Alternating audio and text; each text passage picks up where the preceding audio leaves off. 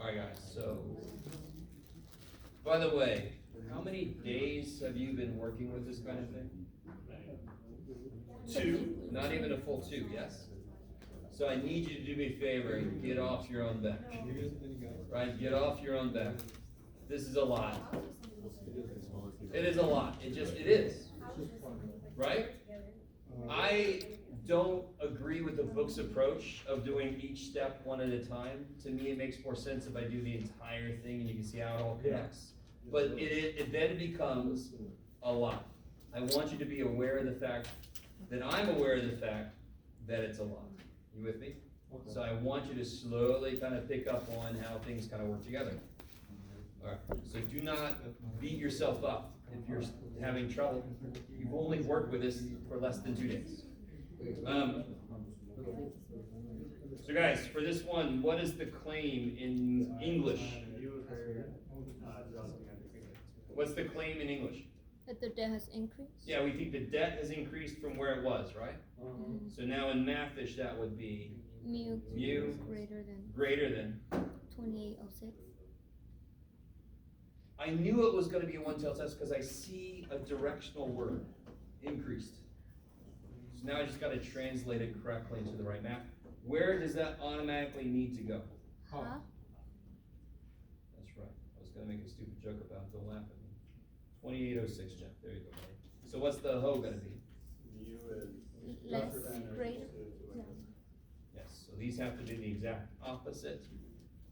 And how you can kind of step back and make sure whatever you end up writing in the null hypothesis better have some kind of equal sign. Okay. So I kind of gave this away again, but how many tail tests will this be? One tail. And which side? Right. Right Yeah. side. Greater than points in the direction where it's going to be. Too nice. Why can I do something?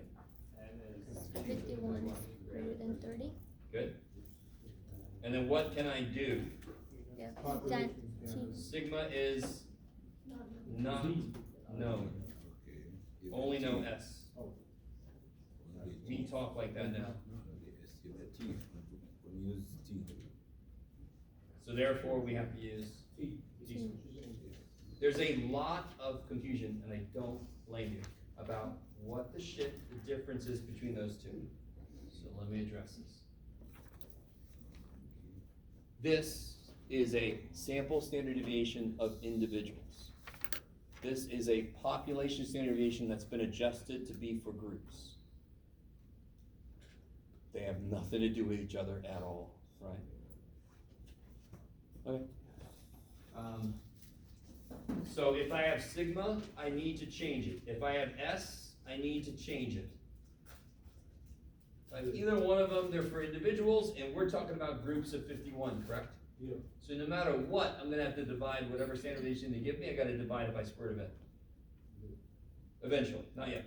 So the rejection region, we know alpha is 0.01. I know it's a one-tailed test. What's my degrees of freedom? 50. Yeah. So what do you get when you look up? 2.403. So now to really hammer this home, don't look here. Don't find 0.01. One tail, 0.01. Stop at 50. 2.403, right? By the way, if it was here, we would have to know to put the negative on it. We're the humans in this case. We should be better than a stupid little piece of paper. It's just going to give me the number. We have to know when it's positive or negative. Does that make sense? Yeah. Okay. So how do I put this in words? If T star is greater than. That means whoever thinks it should be here, I can pretty much say it looks like they're wrong. And the one who thinks it's here is always the null. So the rejection region is always going to reject the null, support the high. All right, so alpha is 0.01. You got it? Okay. And I need to put support because the T is the same. But I really want to say, what was that sentence I just said? I really want this to make sense. Good Lord, how tired am I? I really want this to make sense. That's what I said. If I reject the one dude and the other dude holds the opposite stance, that automatically means I must support what the other guy's saying, right? Yeah. If I have two people with completely opposite stances and I say, I reject what you're saying, I'm saying I support what this other guy's saying. Does that make sense? Maybe. Now in this case, you could argue, no philosopher comes at me, there's a third stance, the I don't know, and blah, blah, blah, whatever. If I haven't found enough evidence to, I don't want to get. What, is that because I'm comparing the 2403 versus the 2806? No. If the T star that we haven't calculated yet is greater than 2403, that is evidence that the guy who expected it to show up here is wrong. That's it. The guy who expects it to show up there is always the null, because the null is always the one that accepts that it could be equal to.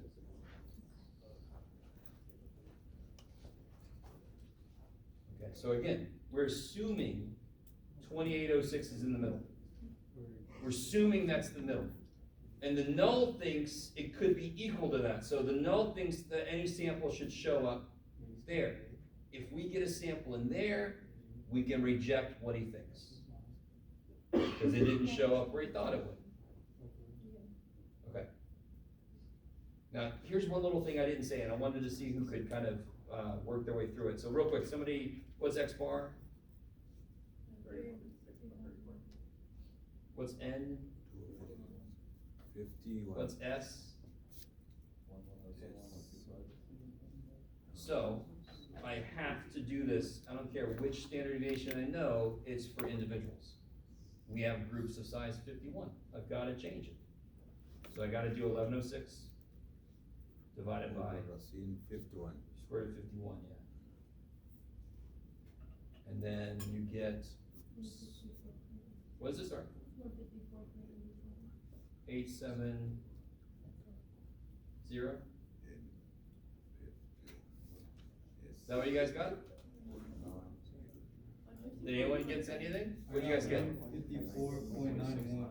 Ooh, we got dissension. Alright, let's see. 1106.25 divided by the square root of 51. 154.906.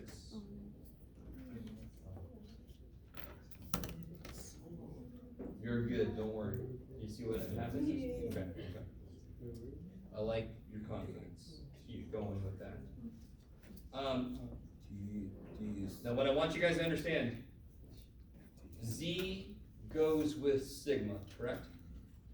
T goes with T is what? S. You with me, right? If I use the formula and I put a sigma in, that's Z score. If I use the same formula and I put an S in, that's T score. So the T score formula is the same as the Z score formula. It's just the T score because what am I gonna put on the bottom? S, right? So it's still gonna be our data, same formula, our data, minus the supposed middle, divided by the spread. Exactly the same formula, correct? We call it a T-score because it was built using S, not sigma. Is that, you see that? I made a claim way back when. I said the Z-score formula never changes. And it never was, it never does, never. So what in the world is all that? 2.26. 2.26? So did we make it far enough away? Nope. So did we manage to reject the null? No. We failed to. So okay, we can immediately write down, we fail to reject the null, fail to support the hop.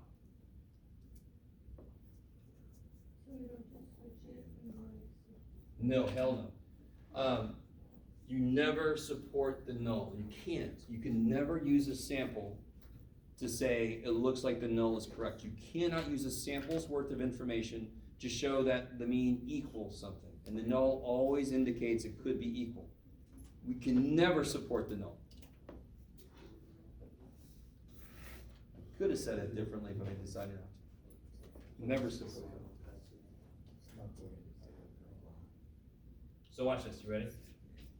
The very first thing that got us going was the claim, correct?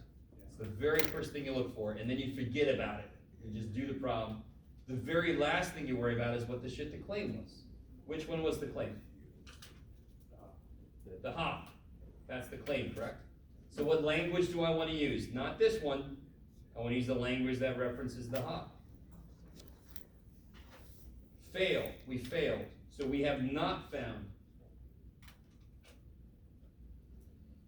sufficient evidence. Right? When we succeeded, we said we have found. In this case, we have not found sufficient evidence to support the claim that what? Student debt, credit card debt specifically. There's all kinds of other debt. Claim that student credit card debt has increased. A lot. Would you say that we got close? A little bit. Yeah, we got kind of close. So this is why you repeat the study. If we feel pretty strongly, we would just repeat the study. And I don't know, some of you guys might be living this experience right now. I don't know. Any questions on that? Real quick, I will never ask you to find the p-value for a t-test. Why? Let me say real quick. Would you agree with me that there's a lot of information on the z-score chart? Yeah. Okay.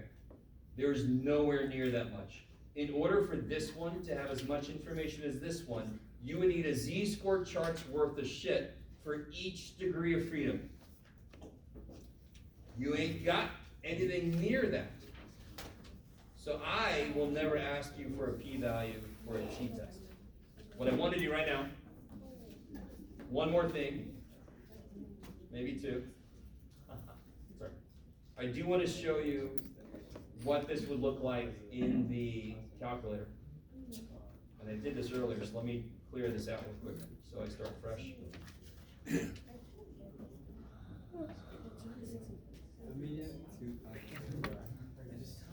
Alright. So guys, real quick.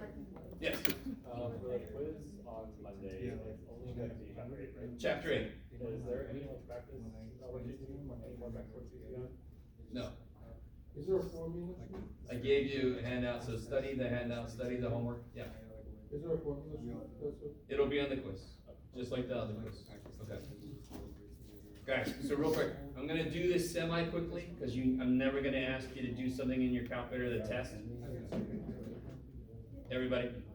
But in case you're curious, you paid enough money for this, or at least a friend did, hit stat tests, right? Does that make sense? I'm gonna conduct a hypothesis test. Oh, real quick, what did I just hit the wrong thing? Stat tests, what kind of test do I wanna do? Well, right now, we're not doing two sample tests, we're not doing proportion tests. We're just doing a Z or a T, and if I wanna do this one, it's a T test. Right, so I can either put information in the lists, or I could just put the statistics here. So I'm gonna put the statistics, so like, the mean is 2806, right? The sample mean was 3156.25, oh, sorry, 34. Did I put that right thing? No. 31, there it is.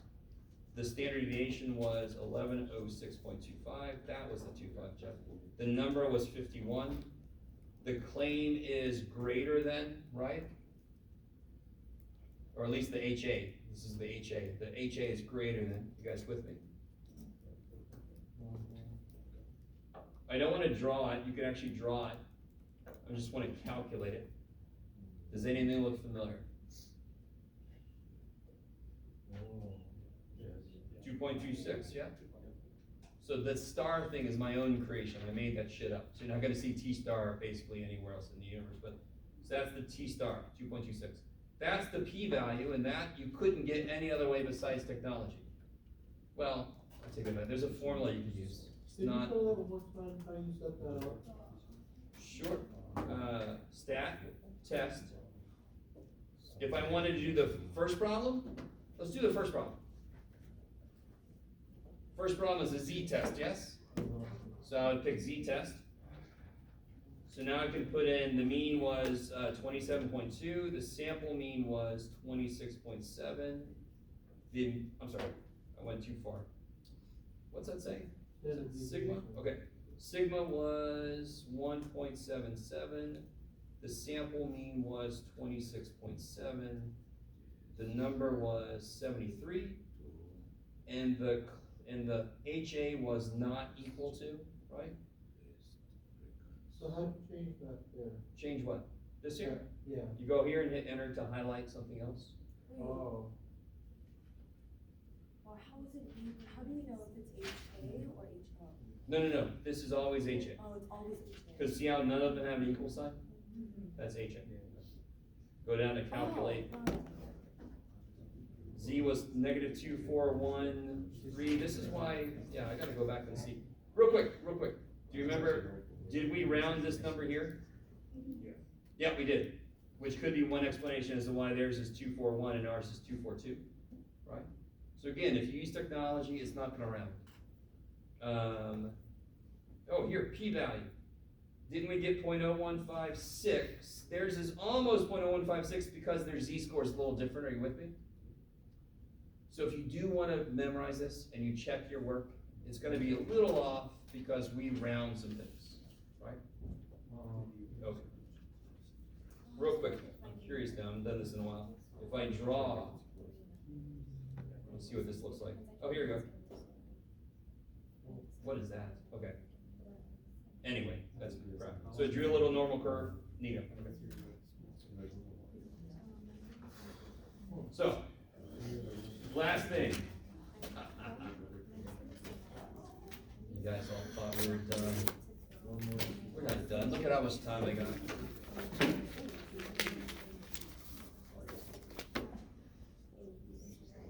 All right, guys. Real quick, guys. Last thing. This will help you. There's one idea we haven't talked about yet. You can't do section 9.2 yet fully. We haven't talked about what's called the types of errors. So can somebody, let me see what you guys say. What are the two possible outcomes of a hypothesis test? Oh, or huh? No, those are the two hypotheses. What are the two possible outcomes? Reject. We can either reject the null, or we can fail to reject the null. You with me? I implicitly also said support the ha, fail to support the ha. Right? If I say I am older than you, I implicitly just said that you're younger than me. I don't have to say that also, correct?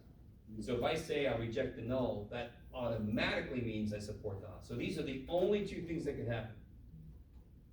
When would I be wrong if I rejected a null hypothesis? When would that be the wrong thing to do? So the null person says something and I say, I think you're wrong. When would I be wrong for saying that? If it does equal it. If they're true, if what they said was true, correct? So a type 1 error is rejecting a true null. I'm gonna give us a concrete example here in a minute. So when would this be a mistake? If I fail to reject what the guy's saying, when would I be in error? If what the guy's saying is no, because then I would be right to fail to reject it.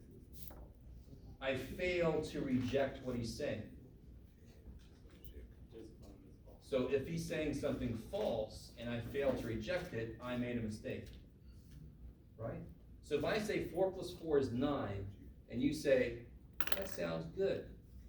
Didn't you just make a mistake? I did too, but didn't you just make a mistake? Yeah, okay. So if I failed to reject bullshit, I made a mistake, right? Now real quick, I want you to understand, the error is not because we do anything mathematically wrong.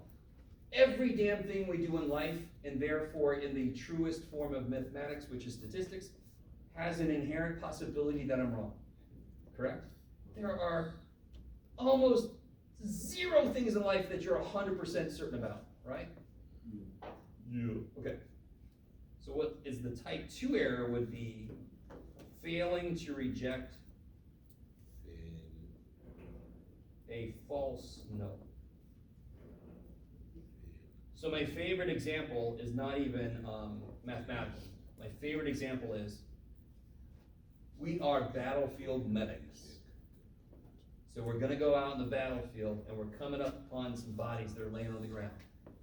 And statistics is very often morbid. We're looking for rabid squirrels and shit. So here, if I approach somebody's laying on the ground, what do I very first want to check to see? They're Because I dead. want to check to see if they are. Alive. So I either check pulse or I check breath, correct? I want to see if they are alive. So I'm trying to find evidence that they're alive. So what's my null? My null is they're dead. They are dead. I'm trying to find evidence against that. So the alternate is they are alive. So what would a type 1 error be? What is reality for type 1 error? What is, the null is true. So a type 1 error would be in reality, they are dead.